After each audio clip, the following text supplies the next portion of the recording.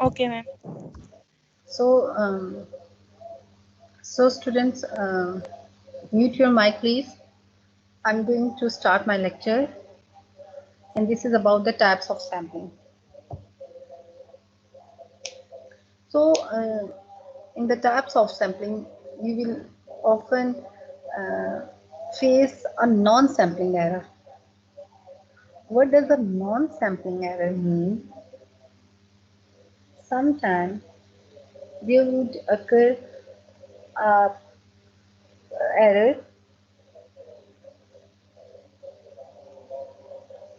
there would error that couldn't be sought out by the change in the sample size. We have already learned about the margin of error. Okay, in the margin of error, when we face some errors in our sampling in our survey, by changing the number of sample, we can reduce the number of errors, margin of error. But here in non-sampling error, there are some uh, faulty that occur due to some other reasons. By the maybe it can occur due to some fault in instruments, in selection biased, maybe people couldn't respond. There are some mistakes that occurred in the data during the collection. Okay, मुझे non sampling error क्या चीज़ है? हमने एक margin of error पढ़ा था, उसमें हम एक जब भी कोई सर्वे करते हैं तो we are sure that we are not 100% right, we are not 100% precise. तो हम एक लेवल रखते थे, ठीक है, कि इतना परसेंट हम ये कहते हैं कि we are sured about our survey, we are sured about our result that they are 90% true. तो खुद सोचे ना कि 90 से हम कम तो नहीं कर सकते, कि हम ये तो नहीं कह सकते ना कि we are 80% sured about our results. तो अगर 80% होंगे तो वो एक चीज़ आपकी लाइक अनस्टैटिस्टिकल लगेगी, अनएथिकल लगेगी कि 80 रह गए तो इट मीन दैट 20% आपका जो काम है वो प्रिसाइज नहीं है।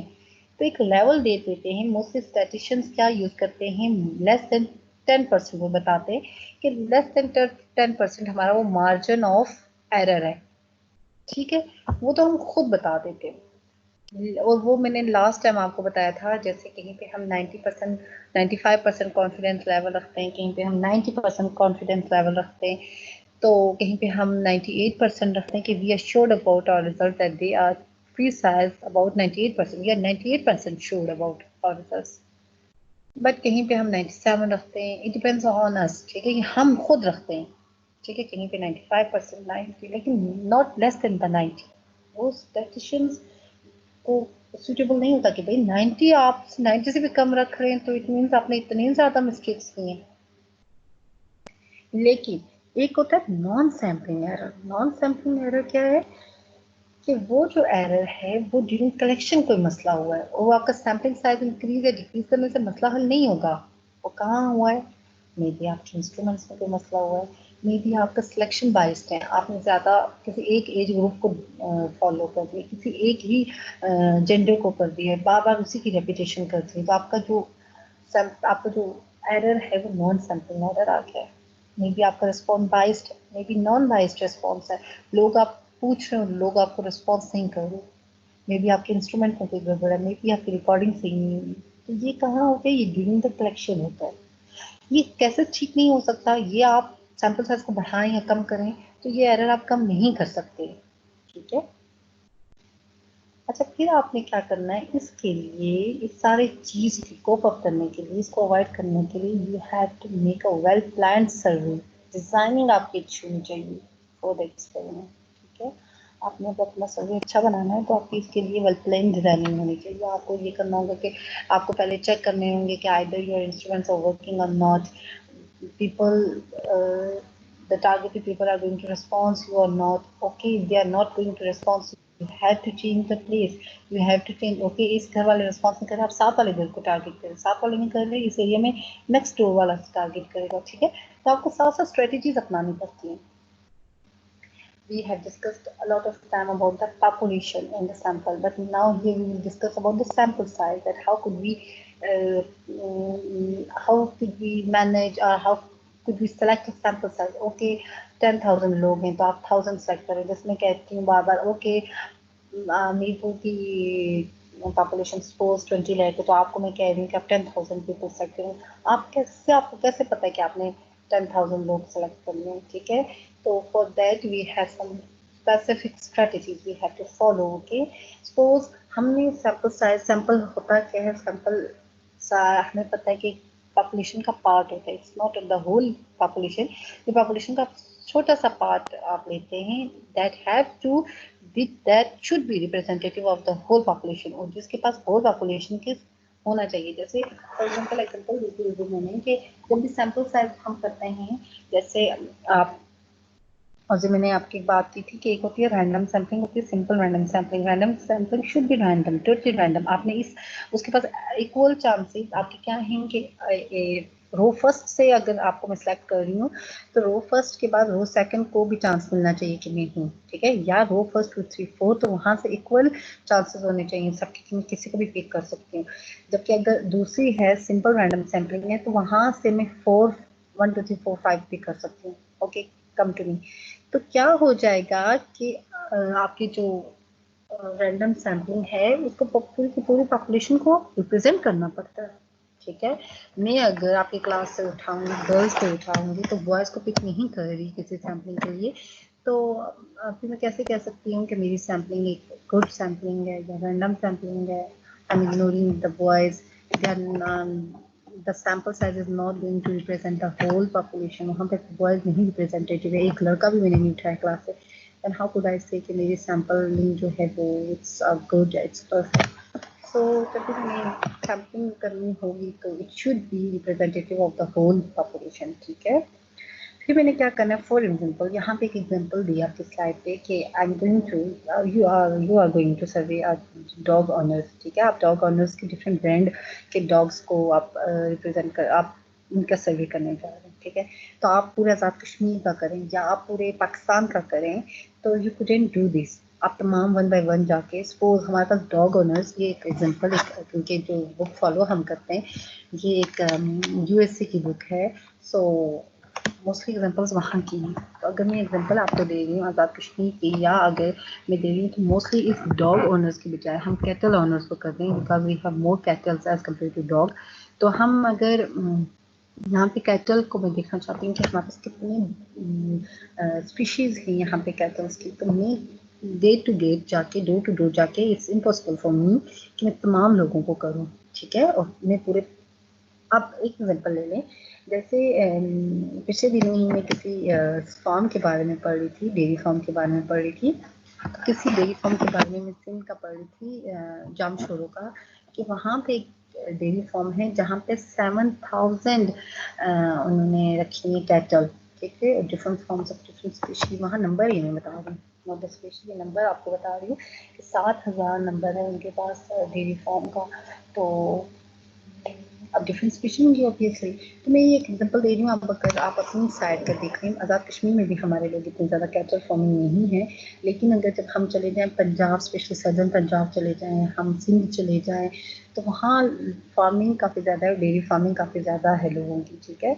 तो जब हम ये काम करने जाएंगे, उनका लोगों का सर्वे करना जाएंगे, तो it's very difficult for us कि हम डोर टू डोर जाएँ और डोर टू डोर जाके हम सैंपल साइज इकट्ठा कर सकें। तो हम क्या करेंगे, हम पॉपुलेशन पे नहीं करेंगे, हम क्या करेंगे, we will follow the sample size. हमें वहाँ से सैंपल साइज लेना होगा, लेकिन the sample size should be representative of all the cattle owners. Okay, suppose अगर मैं सैंपल साइज ले रही हूँ, मैं कह रही हूँ कि मैंने पूरे पाकिस्तान ही का लेना है, लेकिन I am following just some people from the northern Punjab and some from the Azad Kashmir and some from the KPK. It doesn't mean कि मेरा पाप में सैंपल साइज अच्छा ले रही हूँ, मेरे रिप्रेजेंटेटिव तो ही नहीं जो मेरे सदर्न साइड से, सदर्न पंजाब से, मेरे रिप्रेजेंटेटिव तो ही नहीं जो केपी जो जीबी से, बल्तिस्तान से, और वहाँ कैटल फार्मिंग भी कम है, लेकिन होंगे तो सही ना, मैंने वहाँ का भी तो उठाना है।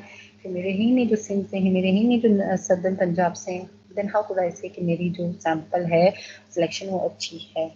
सो सैम्पलिंग साइज के लिए मुझे क्या करना होता है, मैंने एक ऐसा कोई स्ट्रेटजी अपनानी है जो मेरी तमाम की तमाम को क्या करे, फॉलो करे, उसकी रिप्रेजेंटेटिव हो लेकिन तमाम की तमाम की होती है। अब नेक्स्ट एरर थी लगी, कब एरर आती है आपके डाटा में, तो एरर के लिए बच्चे ये नो कि जब वी नो कि हम सैंपल साइज लेते हैं, ठीक है। एक मैंने एग्जांपल ली थी, आपको एक एग्जांपल दी थी, जब सेंसस हम करते हैं, जब हम मर्दमशुमारी करते हैं, then we have to follow for that, then we go for population, otherwise we will prefer sampling. हम सैंपल की पॉपुलेशन से एक पार्ट उठाते हैं, ठीक है। तो हम क्या करते हैं बच्चे कि मैंने जैसे आपको बताया था, एग्जांपल दी थी कि वी नो दैट हमारा जो सर्वे है इट्स नॉट 100% श्योर। हम अपने जो पॉपुलेशन साइज है, जो हमारी सर्वे है, जो हमारी रिसर्च है, वी आर श्योर कि हमारी वो 100% नहीं है। तो उसके लिए हम खुद ही क्या एक अनसर्टेनिटी लेवल बना देते हैं, एक एरर का लेवल बना देते हैं। फिर हम उस एरर को बता देते हैं कि it is how much confidence we are how much confident about our results. तो हम एक लेवल बना देते हैं, वो 90% बनाया, मोर देन 90% बनाएंगे, ठीक है, नॉट लेस देन 90% यानी जो हम कॉन्फिडेंट, जो हम एरर का एक मार्जिन रखेंगे, it should be lesser than 10, ठीक है, लेसर देन 10 होने देंगे, लाइक 10 हो या 8 हो, 7 अप टू अस कि हम कहाँ तक ले जाते हैं। 0.01 भी होता है, 0.05 होता है, तो वो हम पे डिपेंड करता है कि हम कितनी परसेंटेज उसकी बना रहे हैं।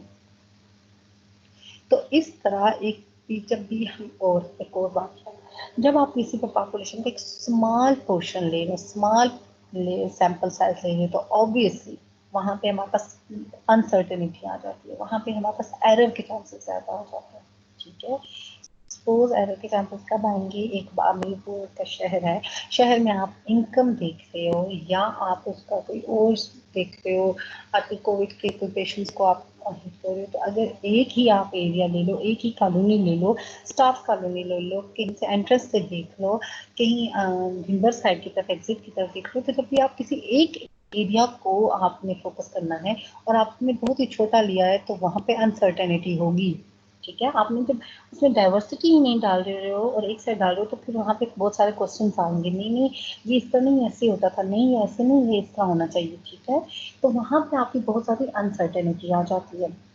आप क्लास ही में आपको मैं कोई काम दे रही हूँ, आप क्लास में कोई काम कर रही हो, आप ये चेक कर रहे हो, तो जैसे हमने लास्ट टाइम बीपी क्लास में चेक किया था, और बीपी की आप क्लास में एक दो गर्ल्स को चेक कर रहे हो और आप कह रहे हो नहीं मोस्टली मेरी क्लास का यही बीपी होगा, तो ये नहीं होगा।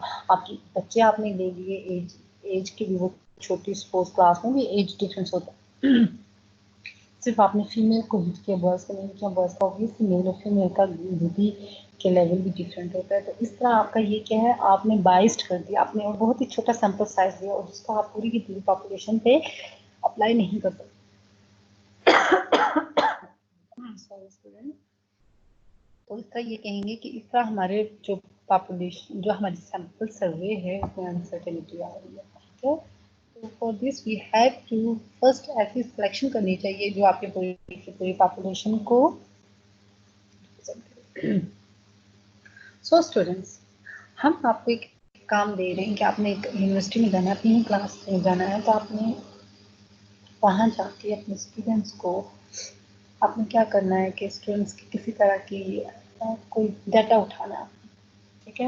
आपने 1000 स्टूडेंट्स का उठाना है, किसी और यूनिवर्सिटी जाके आपने 10,000 स्टूडेंट्स का उठाना है, किसी प्राइवेट कॉलेज में जाके आप 1000 स्टूडेंट्स को ले रहे हैं और अपनी ही यूनिवर्सिटी में आप 10,000 स्टूडेंट्स ले रहे हैं, सपोज मैं आपको ये कह रही हूँ, तो ये कोई it's not a very big deal. आप क्या करेंगे, कोई उनका डाटा उठाना है, उनका ये देखना है कि सपोज मैं आपको काम दे रही हूँ कि आप ये देखें कि इन लोगों की ना सोर्स ऑफ इनकम, आधे उनके both parents are doing job और one of them are doing job, और कोई भी नहीं जॉब कर रहा, तो it's not a very big deal. आप जाके ना उनके कॉलेज जाएंगे, उनके एडमिनिस्ट्रेशन जाएंगे, वहाँ से आप उनके एकेडमिक डेटाबेस उठाएंगे, वहाँ से आप उनसे इजीली आप डाटा बना सकते हैं, ठीक है। और देखेंगे कि वहाँ पे क्या लिखा है कि इनका सोर्स जो इनकम लिखी होती है वो क्या है, वो आप इजीली वहाँ से ले सकते हैं। फिर आप उसका टेबल बनाएंगे, टेबल बना के आप उसको मुझे दे देंगे कि भाई ये एक टेबल है जिसके थ्रू हमने ना इन बच्चों का लोन लिया। लेकिन अब क्या है, अब हमारे पास बहुत सारे फॉर्मूलाज आते हैं जिसके थ्रू हम क्या करते हैं, हम अपना सैंपल साइज डिफाइन करते हैं। ठीक है, अब हमारे बन रहे हम कुछ फॉर्मूला कुछ। First one is the Slovin's formula. Solving formula एक ऐसा फॉर्मूला है जिससे हम सैंपल साइज देखते हैं, कहाँ से, पॉपुलेशन पे देखते हैं। सपोज पॉपुलेशन साइज मेरे पास 1000 है, इस 1000 का मैंने क्या लेना है, पॉपुलेशन साइज, सैंपल साइज लेना। 1000 लोग हैं, 1000 से मैंने कितने कलेक्ट करना है, कितने पे मैंने काम करना है, ये मुझे नहीं पता।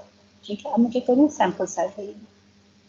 For Slovin's formula I should know the confidence level. ठीक है, कॉन्फिडेंस लेवल पता होना चाहिए। मैंने कॉन्फिडेंस लेवल रख लिया 95% कॉन्फिडेंस लेवल रख लिया, एक था नॉन कॉन्फिडेंस लेवल रख लिया। तो जो मार्जिन बन जाता है उसको हम बोलते हैं अल्फा लेवल। ठीक है, वो अगर मैं उसको परसेंटेज हटाऊं तो इट वुड बी 0.05। ठीक, या अगर 98% रखूं तो इट वुड बी 0.02। ठीक है, ये मुझ पर डिपेंड करे कि मैं कॉन्फिडेंस लेवल क्या रखूं। It should be less than 90%। ठीक है, 90% से कम होनी चाहिए, सॉरी 90% से अबव होनी चाहिए, लेस देन 10%। 90% से ऊपर ऊपर या 95% रख रही हूँ, 90% रख रही हूँ, 98% रख रही हूँ, मैं जो कॉन्फिडेंस लेवल रख रही हूँ। तो कॉन्फिडेंस लेवल जब हम 100 में से माइनस करेंगे तो जो उसके अदर रह जाएगी उसको हम क्या बोलेंगे, उसको हम बोलेंगे अल्फा लेवल। 98% में अल्फा लेवल 100 में से माइनस करो, कितना रह गया, 2%। परसेंट हटाओ तो इट वुड बी 0.02। इसी तरह 95% मैंने क्या रखा है, कॉन्फिडेंस लेवल। तो 100 में से कॉन्फिडेंस लेवल जब मैं माइनस करूंगी तो वो कितना हो जाएगा, 5%। 5% उसका हो जाएगा अल्फा लेवल, और जब मैं उसकी परसेंटेज हटाऊंगी इट विल बिकम 0.05। फॉर्मूला कुछ इसका इस तरह है, n is equal to capital N divided by bracket start 1 plus n capital E का होल स्क्वायर, E का E स्क्वायर। ठीक है, आप ये कर्सर देख सकते हैं, मैं कर्सर फॉर्मूला के इर्द गिर्द मूव कर रही हूँ। n is equal to n capital N divided by 1 plus n E का स्क्वायर। अब n हमारे पास क्या है, नंबर ऑफ पॉपुलेशन, वो हमें क्या दिया गया है, 1000। ठीक है, 1000 डिवाइडेड बाय 1 को 1 प्लस n फिर 1000 मल्टीप्लाई बाय ई क्या है, ई हमारे पास जो हमारे ने अल्फा लेवल दिया है वो था। ठीक है, दैट इज 0.05। तो मैंने 0.05 का होल स्केल लिया तो मेरे पास 285 आया, 285 पॉइंट समथिंग है। और अगर इसमें राउंड ऑफ कर दूं तो it become 286। It means my sample size is 286 out of 1000 people.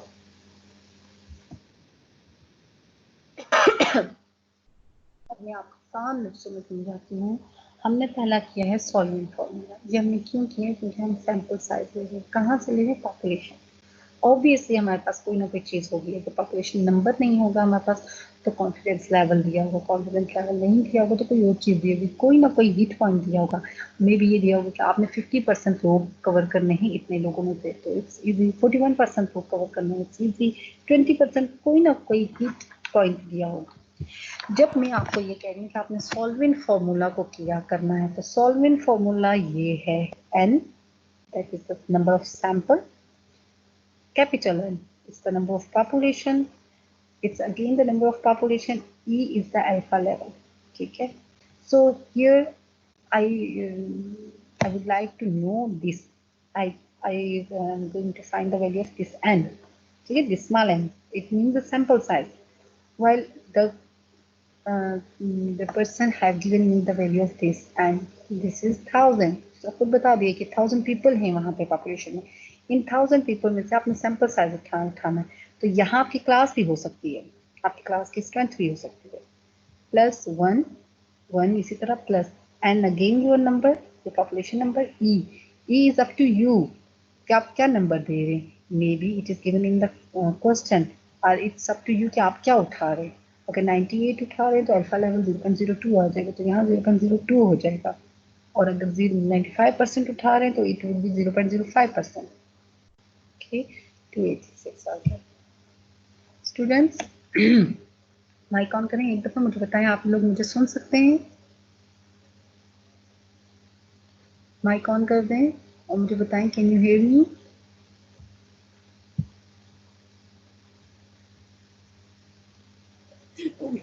Yes ma'am, आवाज आ रही है। Yes ma'am. एक मिनट ऑफ कर दें, mute your mic. Okay, this is about the Cochrane sample size formula. It's the next one, Cochrane's. It's somehow different from that. How it is different from? Because it would be applied on the large population. वहाँ तो 1000 लोग थे, जब हमारे पास number of population ज़्यादा आ जाएगा तो हमारे पास क्या आ जाएगा, हमें उसके लिए कॉक्रेन सैंपल को साइज करना को फॉलो करना पड़ेगा, इस फॉर्मूले को फॉलो करना पड़ेगा, ठीक है। क्योंकि अगर हम फिर वही वाला फॉर्मूला अप्लाई करें तो it wouldn't give an ideal sample size, ठीक है। तो वो थोड़ा बहुत आगे पीछे हमें करेगा, लेकिन the sample size would not be correct, okay, for the larger one population. So for the larger one population we have to follow the Cochrane's formula, ठीक है। अच्छा बच्चे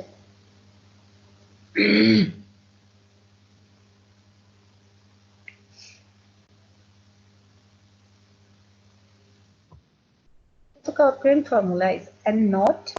It's n naught is the sample size, is equal to z square pq divided by e square.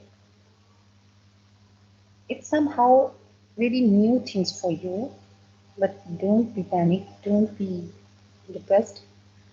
We will inshallah discuss all of these things.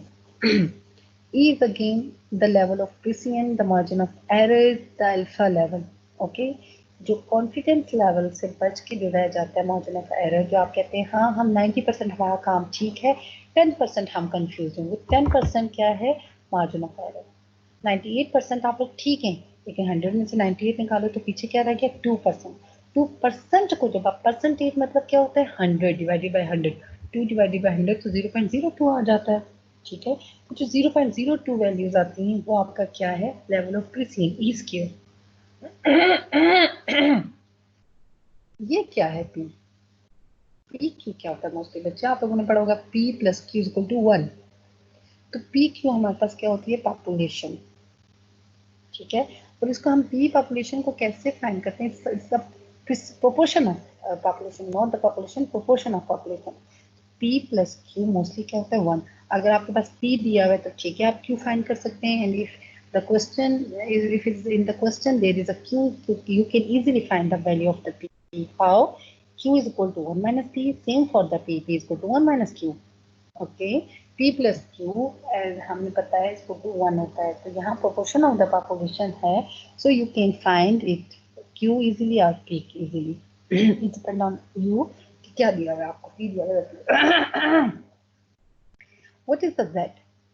Students, in statistics we have two tables. One is the z table and one is the t table. हमारे पास z table और t table होता है, उसमें हमारे पास z और t table की t values होती है, f वैल्यूज होती है, ठीक है। तो वो टेबल हमारे अकॉर्डिंग होता है कॉन्फिडेंस लेवल पे, ठीक है। कौन से कॉन्फिडेंस लेवल पे कितनी वैल्यू दी गई होती है, डिफरेंट वैल्यूज आर गिवन यूं करके, हॉरिजॉन्टल और वर्टिकल, एक वर्टिकल और हॉरिजॉन्टल टेबल होता है। यहाँ ऊपर आपके ना हर पेज पे आपका कॉन्फिडेंस लेवल लिखा होता है, तो वो आपको दिखाया होता है कि हाँ आपके इस लेवल पे इतना कॉन्फिडेंस लेवल आता है, इस लेवल पे, इस कॉन्फिडेंस लेवल पे आपकी ये जेड वैल्यू है, ठीक। तो वो ये जेड वैल्यू है, वो हम इंशाल्लाह आगे पढ़ेंगे। अब इस कॉक्रेन वैल्यू में, इस कॉक्रेन फार्मूला में हमने एक एग्जांपल लेनी है और उस एग्जांपल को हमने इस फार्मूला में करके देखना क्या होगा। आपको एक रिसर्च दी गई है कि आपने ये देखना है कि एक लार्ज टाउन है, उसमें जो रहायशी हैं उनके कितने लोग ऐसे हैं जो ब्रेकफास्ट करके आते हैं, ओके।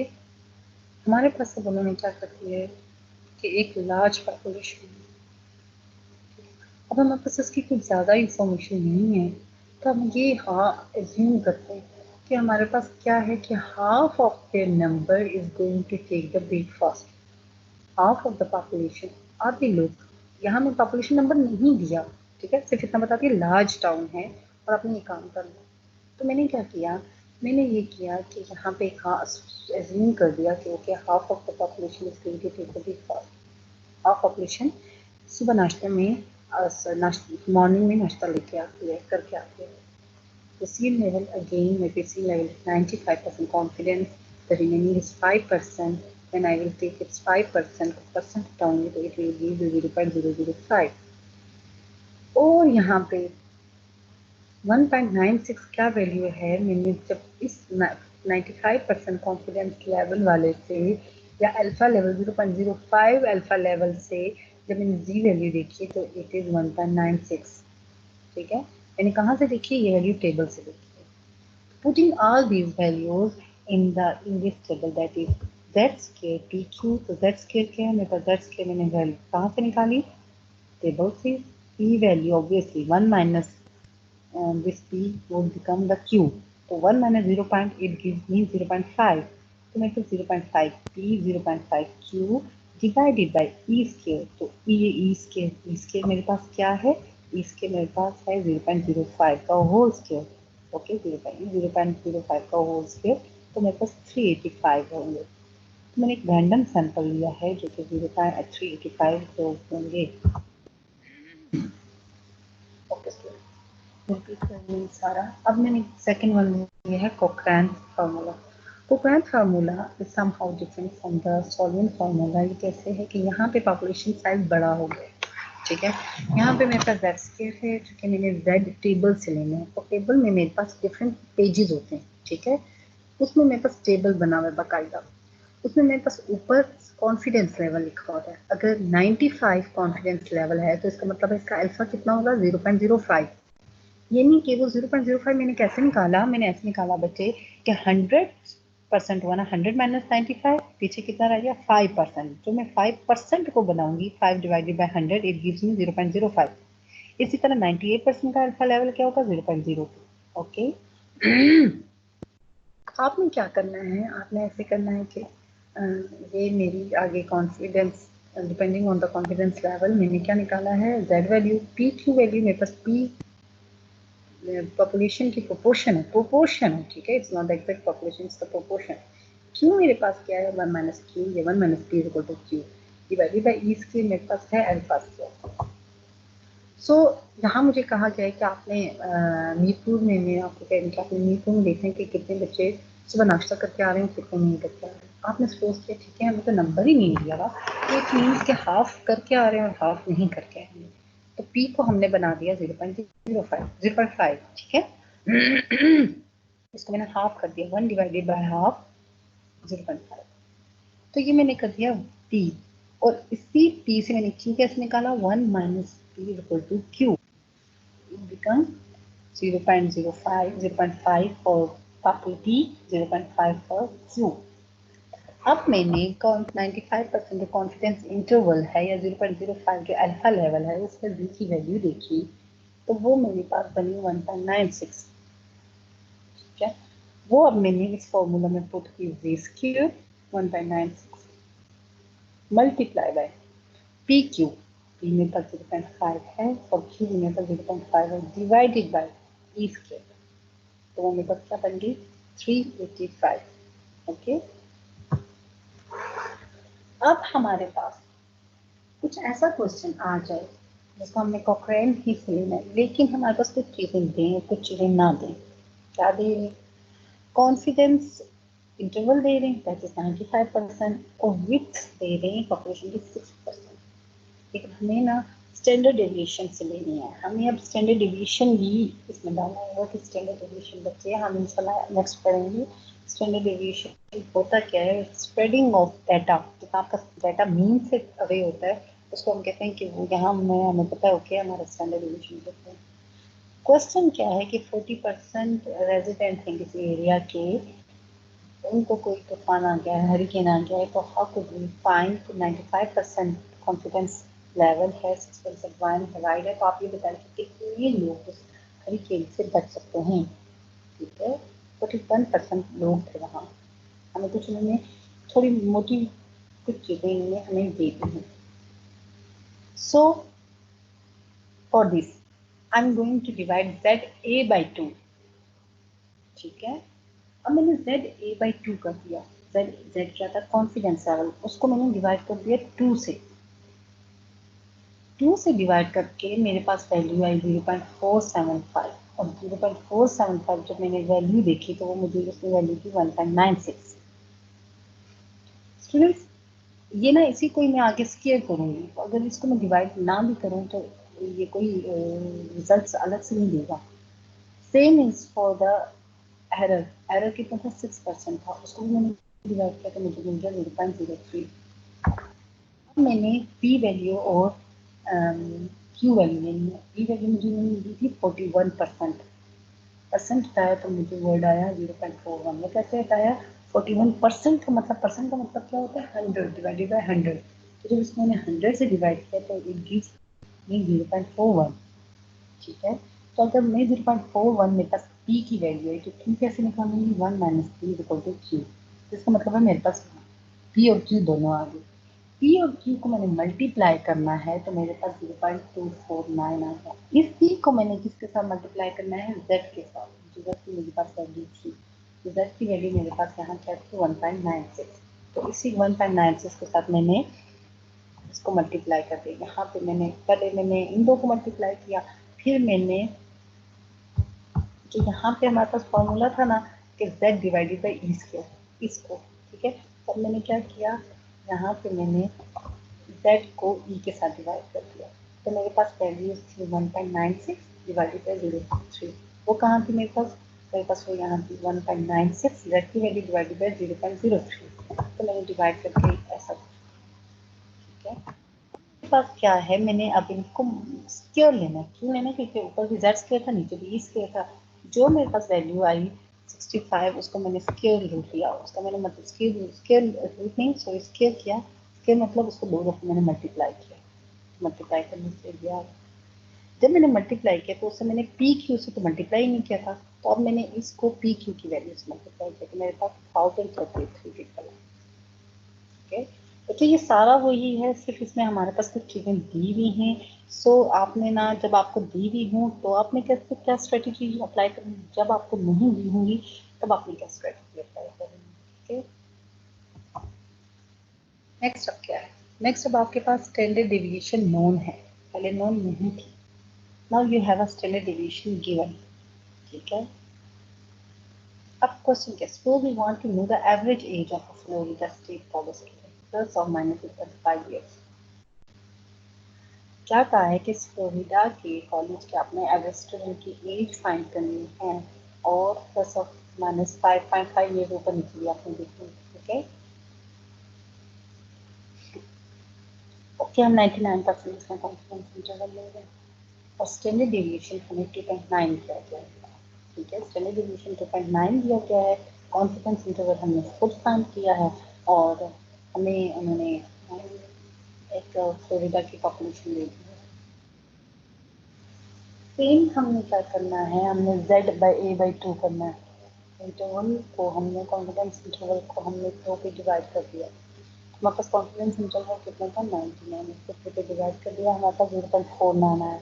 0.49 वैल्यू हमने क्या करनी है, Z पे देखनी है, Z टेबल में हमने देखनी है। टेबल में हमने कहाँ देखनी है, उस पेज पे देखनी है जो कि 99% कॉन्फिडेंस इंटरवल शो कर रहा है, ठीक है। तो उस पे मैम हमें क्या, आवाज नहीं आ रही क्लियर। अच्छा अच्छा बच्चे, अब देखना इसी तरह ये हमने जो हमारा क्वेश्चन था, हमारा सेकंड एग्जाम्पल है, उसमें हमने क्या किया, Z/A/2 किया। Z/A/2 क्या है कि Z जो हमारे पास कॉन्फिडेंस इंटरवल है, इसको हमने डिवाइड बाई 2 किया। जो हमारे पास वैल्यू आई क्या थी, हमारे पास 99% हमने लिया था, इसको हमने डिवाइड किया किसके साथ, 0.49 के साथ। अब 0.49 वैल्यू हमने कहाँ पे देखनी है, 99% इंटरवल में। Z टेबल के 99% वाला जो पेज होगा उसमें हमने खोलना है। उसमें जो Z टेबल का 99% इंटरवल वाला पेज था, उसमें हमने जाके 0.49 की वैल्यू देखनी है। 0.49 की जो वैल्यू आई वो हमें 2.58 दी गई, वही टेबल से हमने दी गई, ठीक है, कहीं और से नहीं, हमें एक टेबल में दी। फिर हमने क्या किया, अब इसको हमने इन्होंने स्टैंडर्ड डेविएशन दी है जो कि 2.9 दी है क्वेश्चन में, स्टैंडर्ड डेविएशन इस 2.58 को हमने स्टैंडर्ड डिवीजन के साथ मल्टीप्लाई किया तो हमारे पास कुछ रेंज ऐसे आ गई। ठीक है, अब हमने सेकंड स्टेप हमारे पास मार्जिन ऑफ एरर आया। ऑब्वियसली हमने अपने मार्जिन ऑफ एरर को डिवाइड करना होता है किसके साथ, z के साथ। तो z हमारे पास क्या आया था 7.482, उसको हमने डिवाइड किया मार्जिन ऑफ एरर के साथ और हमारे पास 14.96 आया। म्यूट करें माइक।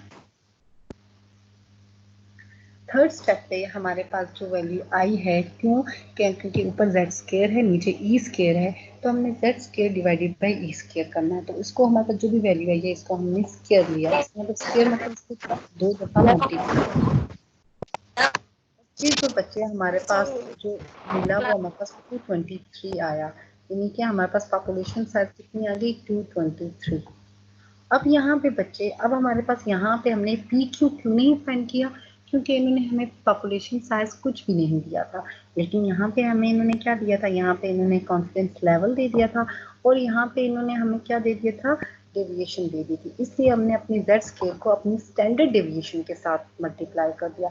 स्टैंडर्ड डेविएशन के साथ क्यों मल्टीप्लाई किया, स्टैंडर्ड डेविएशन के साथ हमने इसलिए मल्टीप्लाई किया क्योंकि यहाँ पे हमें जो स्टैंडर्ड डेविएशन इज एक्चुअली क्या है, स्प्रेडिंग ऑफ डाटा।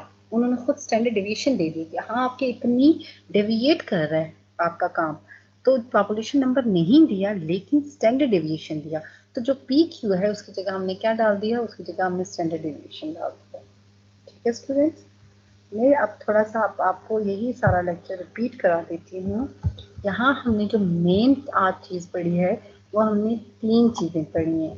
एक पढ़ी है हमने solving formula which is very simple but for the smaller population N multiply divided by 1 प्लस एन स्क्वायर। ठीक है, सेकेंड वन हमने पढ़ा है Cochran, it's somehow complicated but no need to worry, that square P Q divided by E square.